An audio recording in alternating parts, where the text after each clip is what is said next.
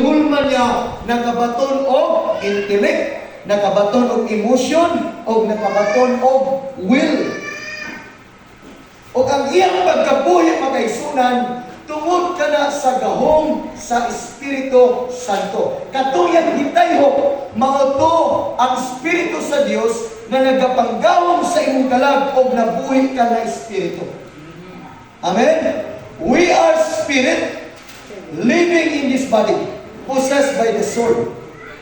Ang atong kalag na maong imong intellect, ang imong emotion, o ang imong will. Amen? Nganong nabuhi ta tungod kay gitagaan ta sa Ginoo sa iyang Espiritu. Amen? Muna nga kita magaisunan, musimba sa Ginoo diha sa Espiritu, kay ang tinuod na magsimba ang imo mang Espiritu. Dili man lawas. Amen? Ang mapunyunyon nato sa Dios is your spirit. Mooy mo communion, mooy mo pasidungog sa Ginoo. Ang imong spirito nag-inspired sa imong kalag, ng imong kalag nagkat-on sa kabubuton sa Ginoo. Kaya ang imong mang-intellect mooy nagbasa, mooy nakasabot, o ang imong emotion mooy mibatid paghigugma sa Ginoo. O ang imong kabubuton mooy nagpugos sa imong lawas nga muday ka sa Ginoo, nga mupataas ka sa imong kamot, nga muday ka sa imong baba. Amen. Now, sumala sa itong gibasa mga kaisunan, try to imagine. Matod sa Bible na itong gibasa, ni atong higayuna, gilipay si Jesus sa Espiritu Santo. Unsa daw si Jesus? Gilipay sa iyang Espiritu, Espiritu sa Diyos. Si Jesus, siya ang gitawag og embodiment. Siya ang lawas sa Godhead. Sama nato natay lawas, kalag, o Espiritu. Diri mo masabtan ang gitawag og Trinity sa tao sab, and of course sa Dios. Amen? Mabasa man nato sa Matthew chapter 3, during si Jesus gibautismohan. Unsay nitabo dito sa suba sa Jordan, siya dang gibautismohan si Jesus, dili galiunta mo bautismo si John. Ingon si Jesus, buhata kini kay pinaagi niini gituman nato ang pagkamataron.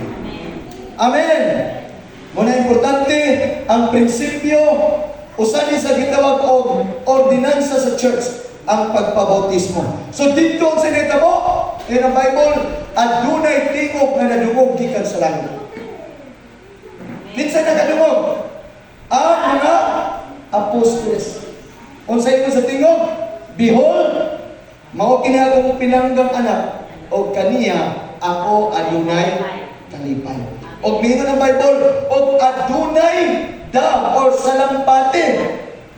Daw salampati, referring to the Holy Spirit na mitugpa dito sa abaga ni Jesus. So pinagkapag imong nakita, the voice of the Father and the dove as like what? The Holy Ghost. Amen?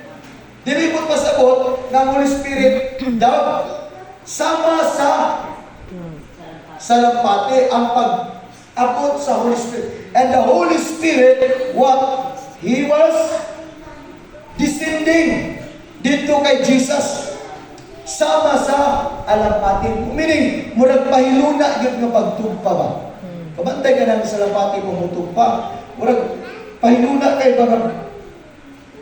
Bago kay pagka-tugpa. Doon ay pinasahit magkaisunan. So diyan mo makita. Now, nini panahon na, tungod kay si Jesus, He walked in the Spirit. Amen? Sa Luke chapter 4 verse 18, say ni Jesus, the Holy Spirit is upon me. Now, paminaw mo ni, si Jesus mismo nag-inon, ang Espiritu Santo na akanako, o iya kong gidihugan, aron magwali sa maayong balita, aron sa paghatag og kagawasan sa mga taong nangagapos. Amen? O mabrihan ang ilang espirituhanong mga mata, kay daghang mga tao karon Apli ang mata, pero wa ka kita sa pulong sa Ginoo. Wala ka kita sa kamatuoran sa pulong sa Ginoo. Muna na ang naitabo magkaisunan niining panahon na tungod kay si Kristo naglakaw man sa Espiritu o gilipay siya. Amen? Muna na kining atong kinabuhi, hinumduman nato magkaisunan ng Bible nga bag-o na kang binuhat. Meaning, naglakaw na kadiya sa Espiritu. Amen? Amen? Dili ka ordinaryong tao. Muna, importante makasabot ka.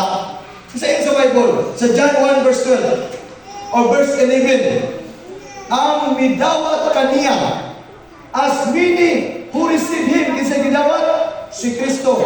Gitagaan katungod nga mahimong anak sa Diyos. Like imagine, like Jesus. Nahimog kang anak sa Diyos, ambot pasabot niya, the same Spirit, ang Espiritu sa Diyos, naa-usab nimo.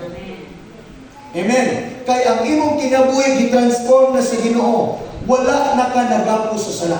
Wala mong sala sa sala. Gitagaan na kagagawasan.